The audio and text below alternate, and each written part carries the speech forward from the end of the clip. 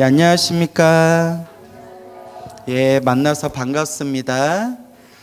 제가 불자님들께 늘 드리는 이야기가 있어요. 세월이 무상함을 알아야 된다. 무엇이 무상해요? 세월이 무상해요. 제가 이런 얘기 왜 하는지 아시겠죠? 찬바람이 불어요.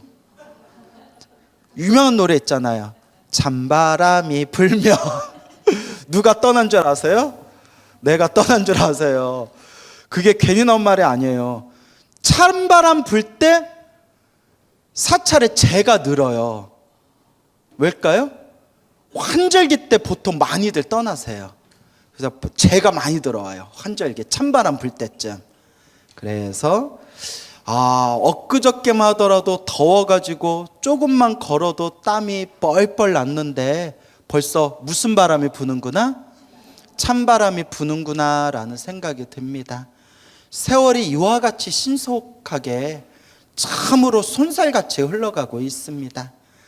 그래서 어른들이 늘 하시는 말씀이지만 염라대왕이 언제 데려갈 줄 안다 모른다? 모른다. 염라대왕이 언제 데려갈 줄 모른다. 그래서 지금 이 순간 간절하게 염불을 해야 돼요. 아유, 내일 하지, 내일 모레 하지 하다가 딱 정신 차려 보니까 누구 앞에 있어요? 염라대왕 앞에 있어요. 그래서 지금 해야 돼. 언제 해야 된다? 지금 해야 된다.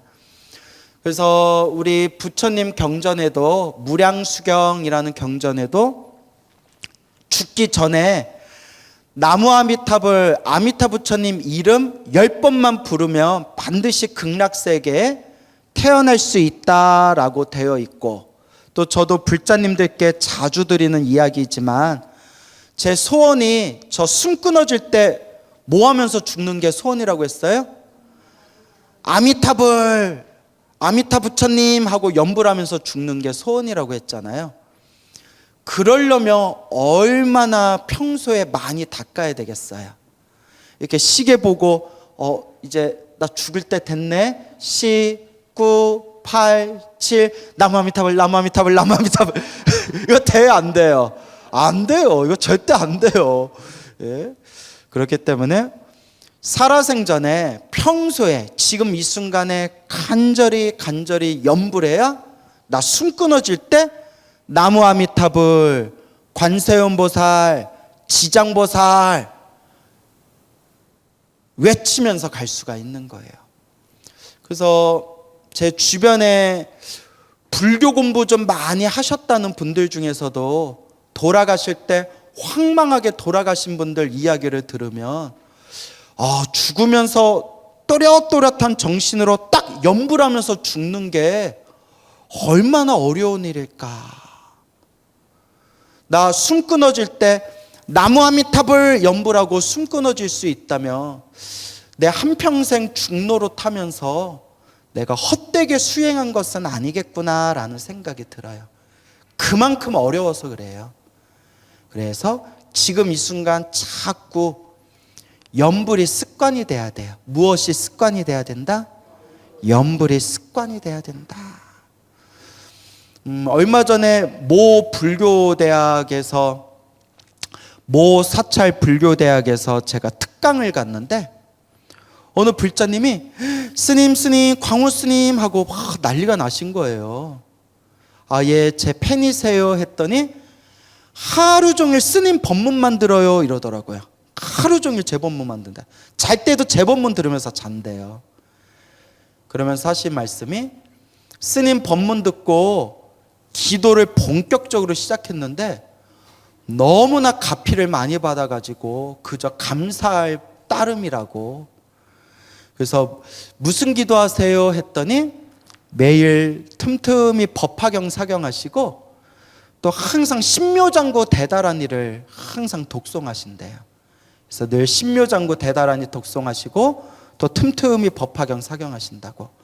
그래서 제가 기도하니까 마음이 편안하시죠? 했더니 너무 마음이 편안하고 알게 모르게 일들이 술술 풀리고 안정되는 게 느껴진다고. 너무 감사합니다 하시더라고요. 근데 이거는 제 덕분이 아니에요. 제 덕택이 아니라 누가 기도한 거예요? 본인이 기도한 거예요. 본인이 기도해서 본인이 가피를 받는 거예요. 그래서 제가 늘 부처님을 의지하고 늘 불보살님을 의지하면서 부처님 말씀을 의지하면서 닦아나가야 된다라고 늘 말씀을 드리는 겁니다. 그래서 우리같이 평범한 불자들이 수행하는 데 있어서 가장 좋은 방법이 바로 염불이에요. 뭐라고요? 염불. 어디서든 할 수가 있잖아요. 걸어 다니면서도 염불할 수 있고, 차를 타고 염불할 수 있고, 누워서도 염불할 수 있잖아요. 소리를 내든 소리를 내지 않든 무엇을 하는 게 핵심이라고 했어요? 마음을 집중하는 거. 소리를 내든 소리를 안 내든 딱 마음을 집중하는 게 염불의 핵심이에요.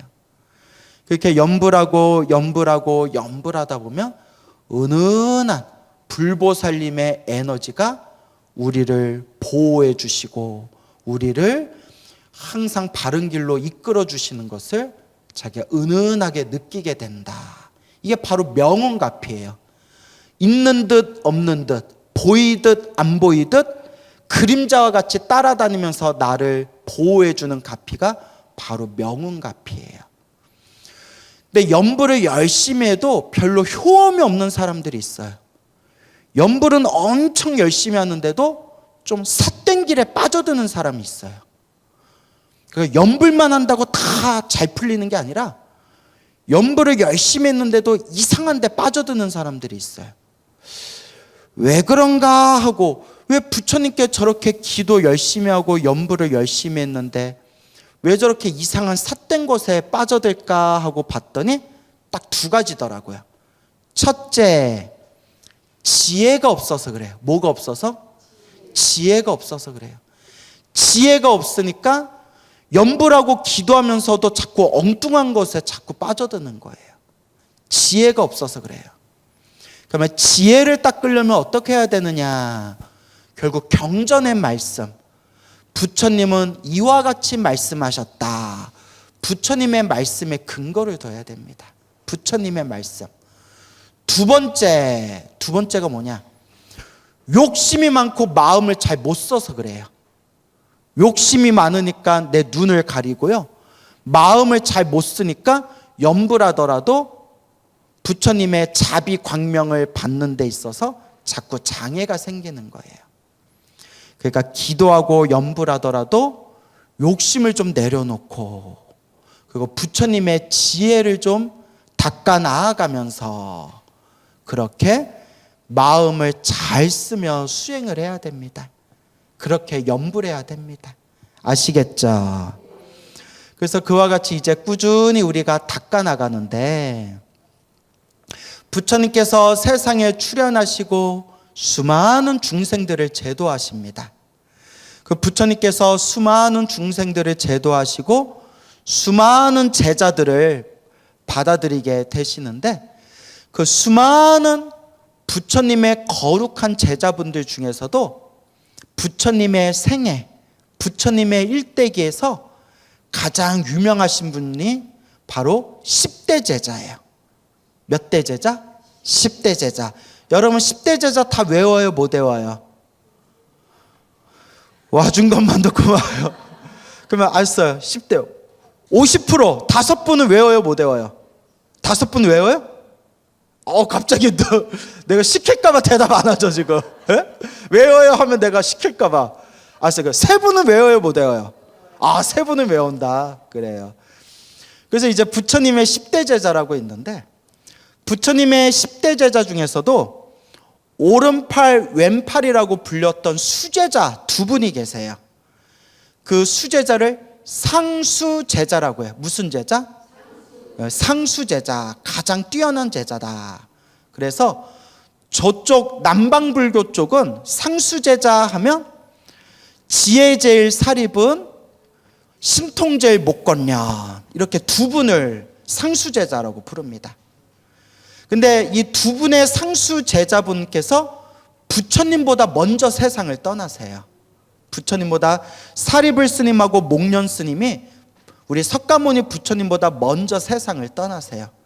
그러다 보니까 부처님이 세상을 떠나고 난 뒤에 부처님의 수제자와 같은 역할을 하신 분이 이제 우리 북방에서는 마하가섭 스님, 그리고 아난 스님을 또 이렇게 부처님의 후계자, 대표되는 후계자 스님으로 설정을 해놓습니다. 그래서 저쪽 남방불교에서는 미얀마, 스리랑카, 태국 같은 남방불교에서는 부처님 양 옆에 보통 사리불 스님, 목건련 스님이 이렇게 양옆에 서 계시는 그런 모습이 많고요. 우리 북방불교에서는 부처님 옆에 마하가섭 스님, 그리고 아난 스님 두 분이 이렇게 서 있는 모습이 많습니다. 그래서 마하가섭 스님은 흰머리에 늙은 노인의 모습으로 부처님 옆에 서 있고요. 아난 스님은 파릇파릇한 젊은 청년의 모습으로 옆에 이렇게 서 계세요. 어쨌거나 그렇게 이제 사리불 스님과 목건련 스님을 경전에도 분명히 나오지만 부처님의 오른팔 왼팔 상수제자라고 불렀어요. 그 중에서 부처님 10대 제자 중에서도 지혜 제일이 바로 사리불 스님. 그래서 여러분 반야심경 읽을 때 사리자시 제법공상, 사리자라고 나오죠. 사리자가 사리불 스님을 뜻하는 거예요. 절에 오래 다녔는데도 모르는 분들이 계시더라고요. 여러분 다 알고 계셨죠? 예. 아니요? 괜찮아요. 와준 것만도 고마워요. 예. 그래서 사리자시 제법공상 할 때 사리자가 누구를 말한다? 사리불 스님이에요. 엄마 이름이 사리였대요.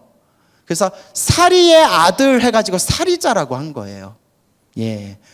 그래서 사리자, 사리불, 지혜를 상징하시는 똑같은 분입니다. 그래서 지혜 제일이 사리불 스님이고 신통 제일이 바로 목건련이라고도 하고 줄여서 두 글자로 뭐라고 해요?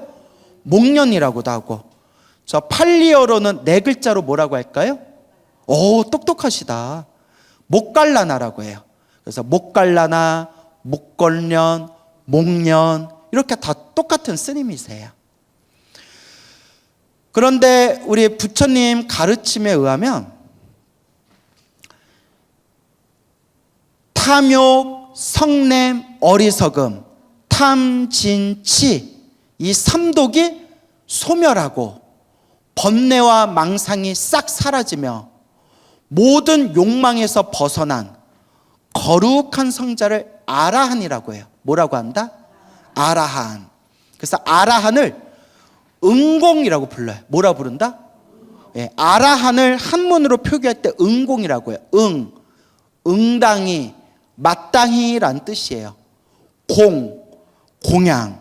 응공하면 응당히, 마땅히 공양받을 만한 분, 존경받아 마땅한 분이란 뜻이에요.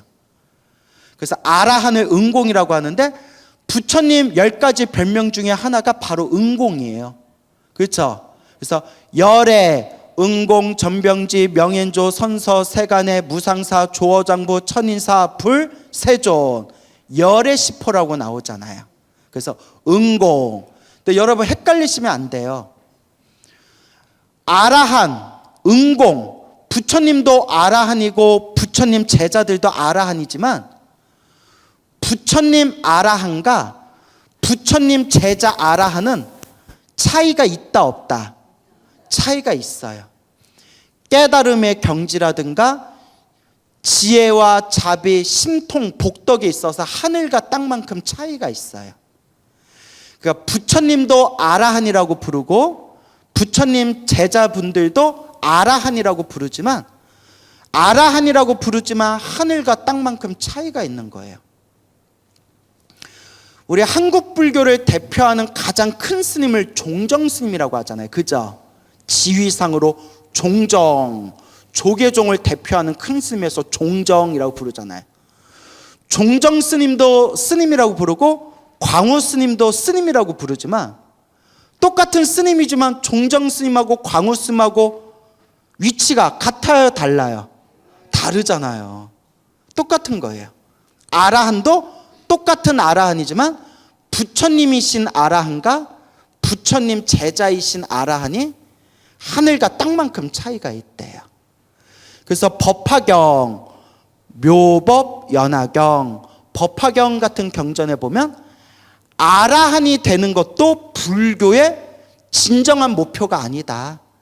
아라한이 되는 것도 그냥 중간 단계에 불과할 뿐이다. 그러니까 아라한들도 자기가 아라한이라고 해서 만족하지 말고 무엇을 목표로 더 수행해야 된다?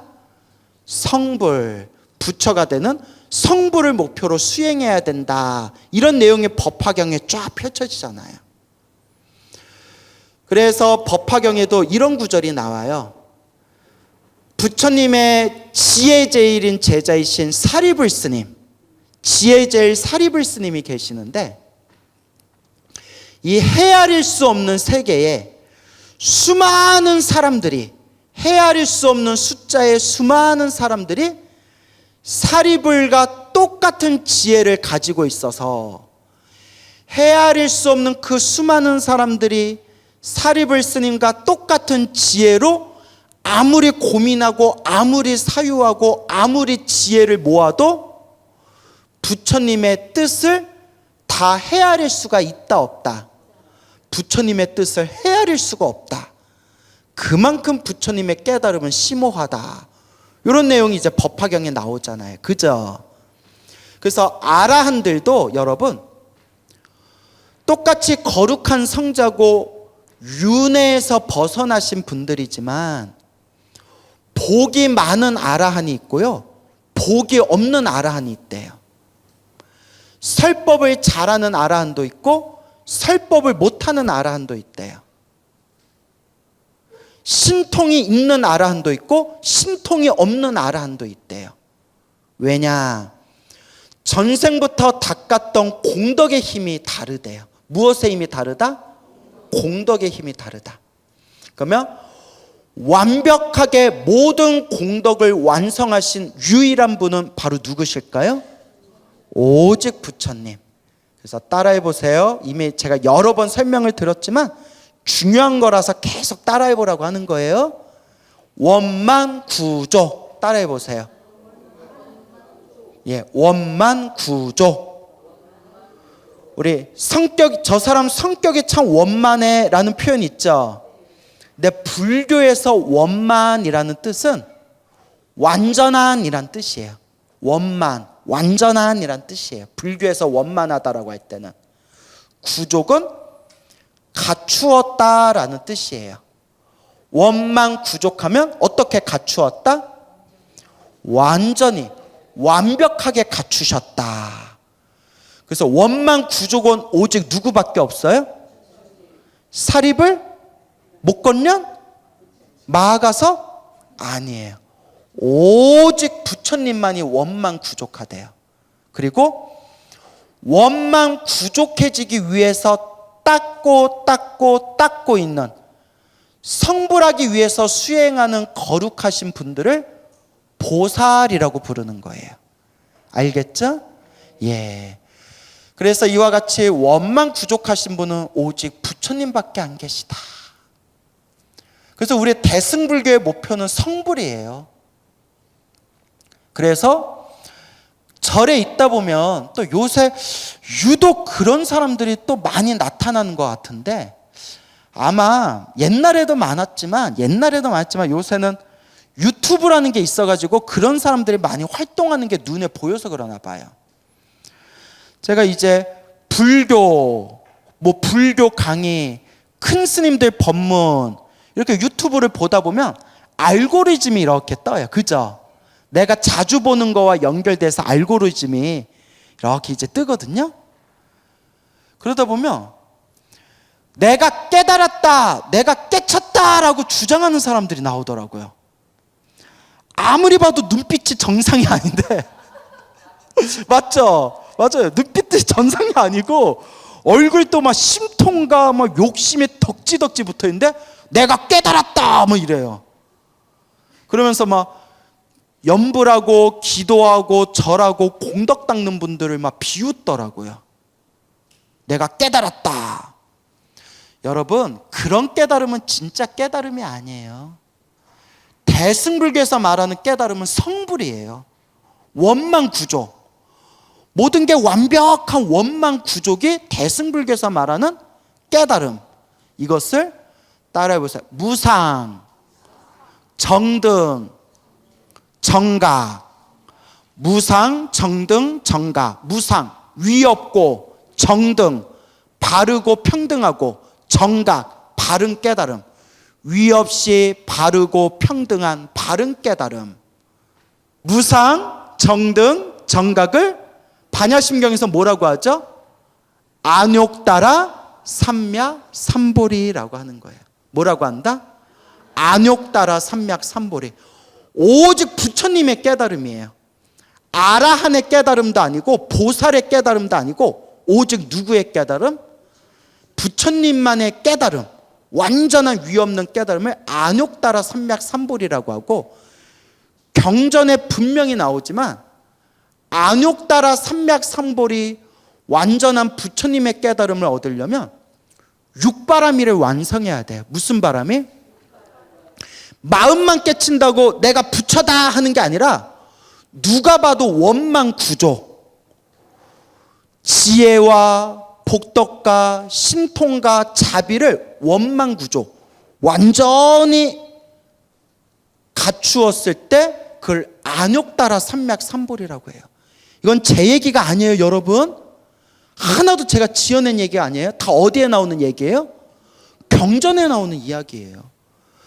근데 내가 깨달았다 하는 사람들 보면 그냥 공부하다가 그냥 머리가 한번 맑아지거나 뭐 하나 딱 하고 뭐 하나 좀 아르마리 하나 생긴 것 같고 내가 깨달았다 하는 사람들이 많아요.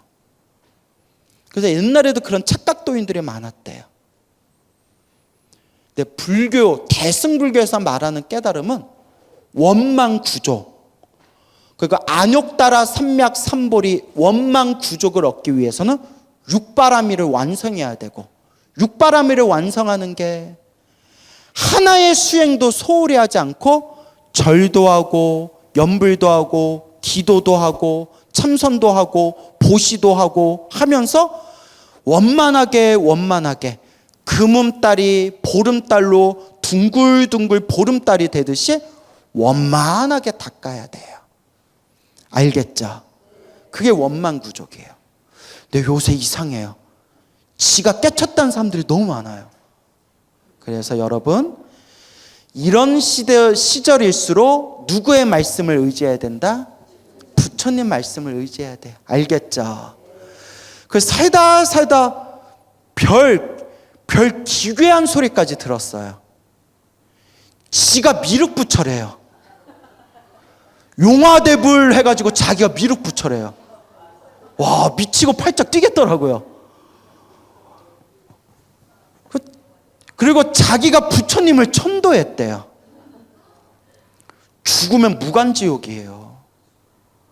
아니, 얼굴이라도 맑고 깨끗하면 내가 헷갈리겠어요. 아니, 부처님도 형상에 집착하지 말라 금강경에 나오잖아요. 근데 얼굴이라도 좀 맑고 깨끗하고 눈이 평화롭게 보인다면 신도들이 헷갈릴만 하겠는데 얼굴도 덕지덕지 탁하게 생겨가지고, 근데 자기가 미륵부처래요.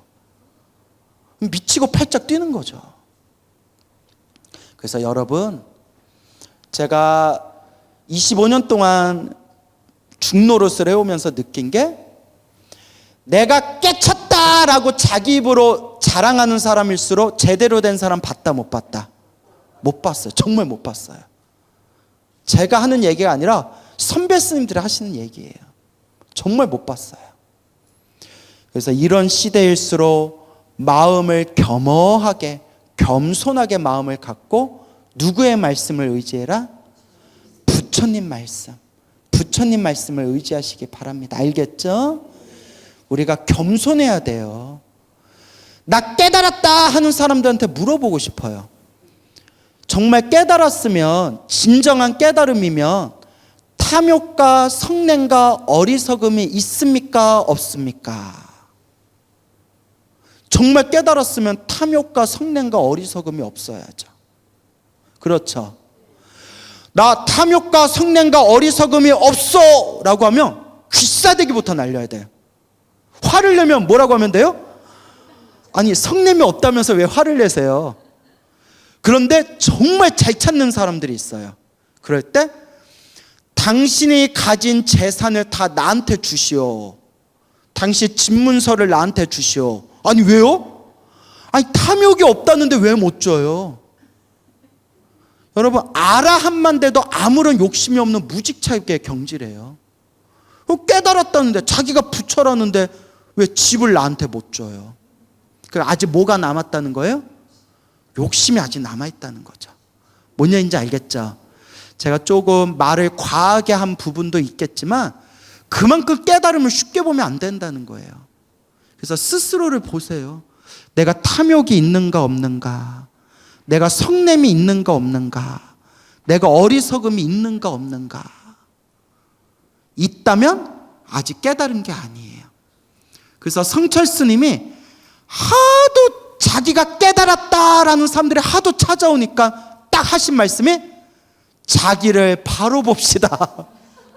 자기를 바로 봅시다. 그 말씀을 하셨대잖아요. 자기를 좀 똑바로 봐라. 나한테 찾아와서 스님 저 깨달았습니다 라는 말 하지 말고 정말 깨달았는지 안 깨달았는지 알려면 자기 마음을 봐라. 이렇게 이야기하셨다는 거예요. 알겠죠? 그래서 자기 자신을 잘 바라봐야 돼요. 그래서 우리의 대승불교의 깨달음은 아라한이 되는 것도 아니고 수다원, 사다함, 아나함, 아라한, 아라한이 되는 것도 아니에요. 하지만 여러분, 아라한을 무시하면 돼요, 안 돼요? 안 돼. 아라한도 거룩하신 성자예요. 아라한도 모든 번뇌와 욕망을 벗어나고 탐진치 삼독이 없으시고 생사윤회에서 벗어나신 거룩한 성자예요. 그래서 우리는 아라한을 공경해야 돼요. 응공, 마땅히 공양받을 만한 분, 존경받아 마땅한 분이란 뜻이에요. 그래서 우리가 아라한을 모셔놓은 법당을 따로 지어놓잖아요. 그게 무슨 전이에요? 나한전. 그 또 다른 말로 나한전이라고도 하고 또 다른 말로 무슨 전이라고도 하는지 아세요? 아시는 분? 응징전. 응징전. 참진자예요. 마땅히 참된 분들, 응당 참된 분들. 그래서 응징전이라고도 불러요. 알겠죠? 예. 그래서 아라한들을 우리가 공경해야 되지만 아라한이 되는 것도 대승불교의 진정한 목표가 아니에요.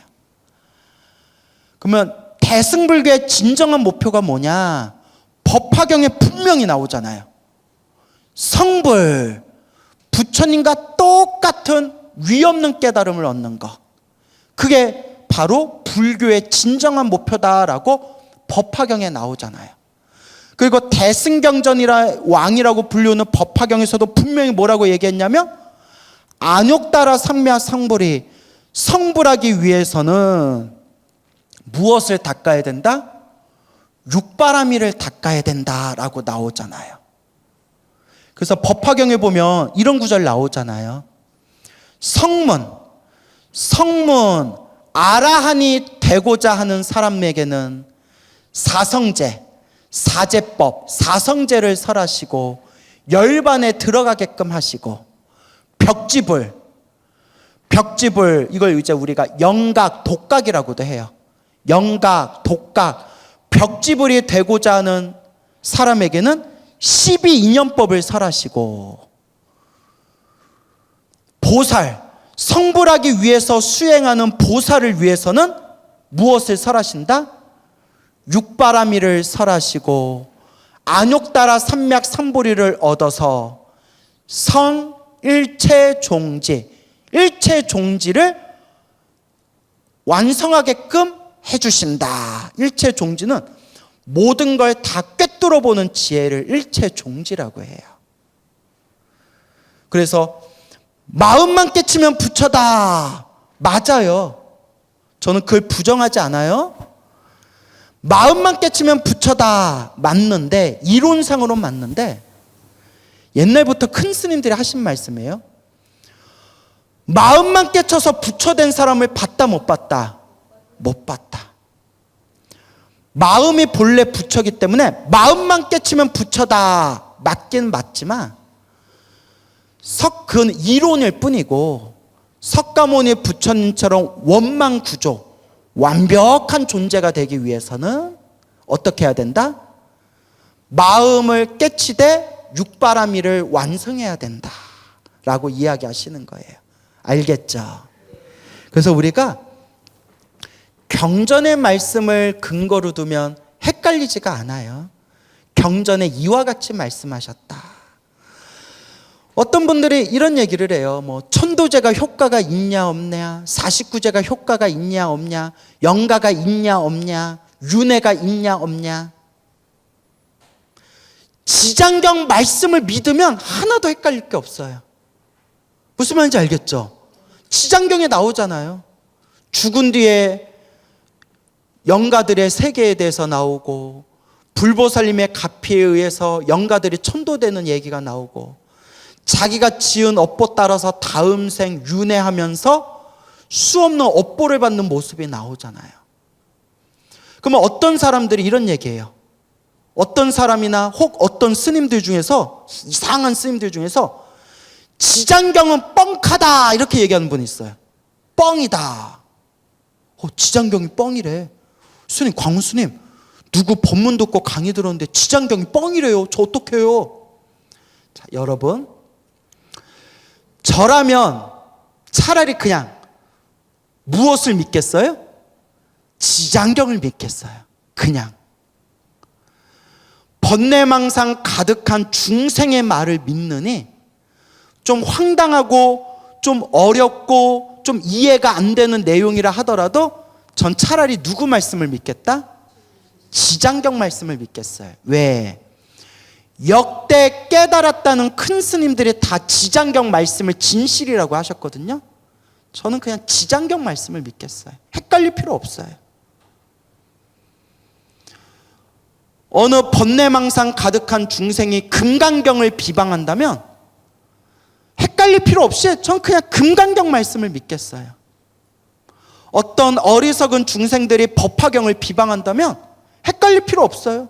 저는 그냥 법화경을 믿겠어요. 왜냐? 안전빵. 부처님 말씀 믿는 게 안전빵이에요. 경전의 말씀 믿는 게 안전빵이에요.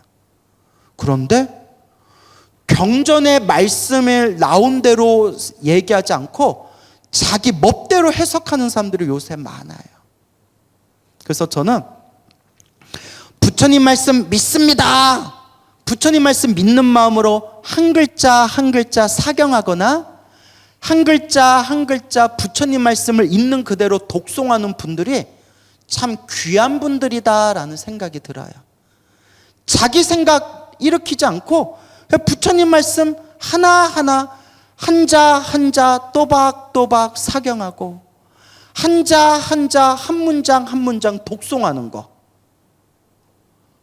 그래서 아까도 말씀드렸지만 지혜제일 사리불 스님 같은 지혜를 갖춘 사람들이, 헤아릴 수 없이 수많은 사람들이 지혜를 짜내고 짜내서 지혜를 모아도 누구의 뜻을 헤아릴 수 없다? 부처님 뜻을 티끌만큼도 헤아릴 수가 없다. 근데 부처님 가르친 공부할 때 나라는 생각을 놓으세요. 부처님 말씀 보면 하나도 나쁜 내용 없어요. 그렇잖아요. 부모님께 효도해라, 중생을 사랑해라, 나쁜 짓 하지 말아라, 마음 공부해라. 부처님 말씀은 믿으면 믿을수록 공덕이 쌓이는 말씀이지 이 세상하고 부딪히거나 세상과 모순되는 법문이 하나도 없어요. 당연한 거잖아요. 부모님께 효도해라, 중생들을 사랑해라, 살아있는 생명을 존중해라, 복을 짓고 선업을 짓고 공덕을 닦아라, 마음을 깨쳐라. 부처님 말씀은 하나도 틀린 게 없어요. 그러니 내가 부처님 말씀을 잘 닦느냐 못 닦느냐 그게 중요하지, 이게 지장경 말씀이 진짠가? 법화경 말씀이 진짠가? 불교 대승경전의 말씀이 진짠가? 극락세계가 정말 있나? 요새는 머리 깎은 스님들 중에서도 극락세계가 없다라고 말하는 분들이 있어요. 이런 얘기하면 좀 부끄럽지만 요새는 연락이 끊겨서 못 만나고 있는데, 예전에 친하게 지냈던 스님이 있었어요. 스님이 참 착했어요. 착했던 스님인데, 착했는데 그분은 명상을 좋아했어요. 어떻게 보면 약간 명상 지상주의자였어요. 오직 명상. 명상도 좋죠. 그런데 그분이 이제 법당에서 기도하던 기도 스님이고 제를 지내던 제 스님이었는데, 뭐 얘기를 하다가 자기는 극락세계를 안 믿는데요. 극락세계를 안 믿는데요. 근데 극락세계 안 믿냐? 안 믿는다. 안 믿냐? 자기 안 믿는데요. 넌 이제부터 천도제 지내지 말아라. 네, 그랬어요. 무슨 말인지 알겠죠? 신도들은 스님만 믿고, 우리 스님이, 우리 조상님들, 우리 부모님들 천도 잘 지내주시겠지, 극락세계 보내주시겠지, 스님만 믿고 있는 돈 없는 돈 모아가지고 천도제 공양 올리고 천도제 지내는데, 요령 흔드는 스님이 천도제, 극락세계가 믿질 않는 사람이 어떻게 천도제를 지낼 수 있냐고. 이거 신도들 속이는 거 아니냐고. 근데 저는 이제 법문하는 법사 스님이기 때문에 제가 기도할 일이 별로 없어요. 스님들도 다들 자기 분야가 있기 때문에. 근데 예전에 저도 이렇게 제 지낼 때 제 지내면서 마음으로 간절하게 전 뭐라고 했냐면, 부처님, 제가 수행의 힘이 부족해서 영가를 천도할 능력이 없습니다. 하지만 부처님 가피는 분명히 있지 않습니까? 제가 천도할 수 있는 능력은 부족하지만 오직 무엇의 힘으로? 부처님 염불가피의 힘으로, 부처님 제발 제 앞에 있는 이 영가를 제발 천도해 주십시오, 믿습니다 하면서 저는 요령을 흔들었어요. 이렇게 얘기할까 내 자랑 같아서 미안하네. 근데 이제 지금 제가 천도제를 잘 안 지내니까 저는 이제 법문 위주로 하니까, 그런 믿음으로 저는 극락세계를 믿으니까, 부처님 제발 저 영가들을 제발 극락세계로 데려가 주십시오. 왜냐? 안 데려가면 누가 고생이에요? 내가 고생이거든요. 내가 재진했는데, 내가 재진해놓고 영가들이 천도 못 되면 내가 업이 되거든요. 무서워요 이게. 스님은 이제 재진하지 말라고. 제가 그렇게 당당하게 얘기할 수 있었던 이유가, 그 스님이 싸움을 못하게 생겼어요. 싸움 잘하게 생겼어요. 나 그런 얘기 했다 안 했다? 그러니까 속으로 궁시렁 붙어도 내가 크게 맞을 것 같지는 않더라고요. 그래서 자신 있게 얘기했죠. 그럴 거면 재지내지 말라고. 머리 깎은 스님들이, 극락세계를 안 믿는 분들이 극락세계는 없다 이렇게 강요하는 분들이 있더라니까요. 쏘스라치게 놀랐어요.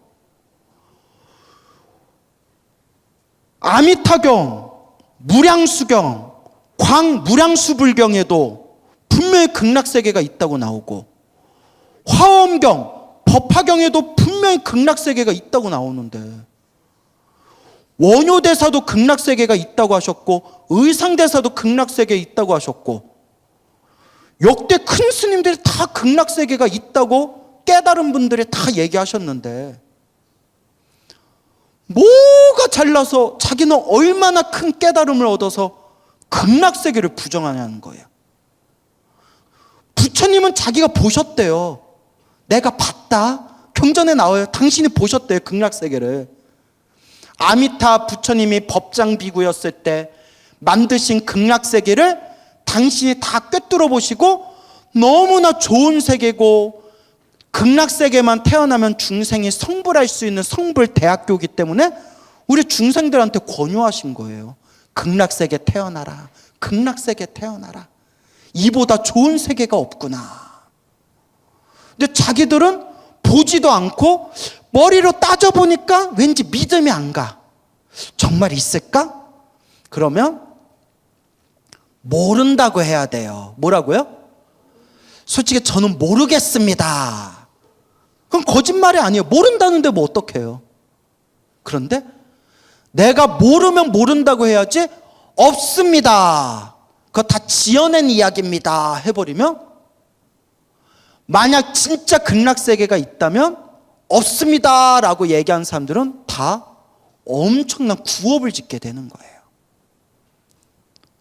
뭔 얘기인지 아시겠죠? 제가 약간 오버했나요? 그래서 요새같이 부처님의 법이 쇠퇴하는 말법 시대는 오직 부처님 말씀을 근거로 둬야 돼요. 그래서 제가 우리 불자님들한테 늘 드리는 이야기지만, 광우 스님 말도 100% 믿으면 안 돼요. 알겠죠? 그리고 저도 강의하다 보면 저도 틀릴 때가 많아요. 공부하고 하다 보면 내가 잘못 생각할 때도 있었구나라는 게 느껴질 때가 있어요. 물론 공부할수록 그런 게 이제 줄어들고는 있지만 불교 공부는 끝이 없어요. 그러니까 광우 스님 말도 100% 믿지 말고 스님들 법문을 징검다리로 삼되 결국 여러분들 무엇을 의지해야 된다? 부처님 말씀. 그래서 제가 스님 부처님 말씀이 너무 많은데 딱 이거다라고, 이것만이라도 의지해라 라는 경전이 있습니까 하면 제가 많이 당부드리는 게, 초보불자는 지장경을 많이 의지하고, 왜냐면 지장경이 기초경전이에요 여러분. 기초경전. 인과 업보의 무서움, 불보살님의 원력, 모든 중생을 제도하겠다는 지장보살님의 자비, 이제 우리가 이런 걸 배워야 된다는 거예요. 그래서 초보불자는 지장경에 나와 있는 내용을 많이 의지하고, 마지막에는, 이건 제 얘기 아니라 큰 스님들 하신 말씀이, 법화경으로 들어가야 된다. 무슨 경? 법화경. 모든 중생이 다 성불하게 될 것이다 라는 법화경. 그래서 제가 늘 지장경, 법화경을 많이 의지하셔라. 근데 그것만 보면 안 되는데 너무 경전이 많으니까 그냥 딱 대승경전에서 우리 불자들이 이것만이라도 꼭 봐라 하는 게 제가 제 나름대로 지장경, 법화경. 그리고 마지막 꼭 당부드리는 게, 다음 생 다시 우리가 태어난다면 어느 세계가 최고다? 성불대학교, 극락세계가 최고의 세상이다. 그러니 저는 부처님 가르친 공부하는 게 너무 좋아요 라는 불자들은 매일매일 기도하고 염불하면서 다음 생상 극락세계 꼭 왕생하여 지이다라고 꼭 발언하셔라 라고 말씀드리고 싶습니다. 알겠죠?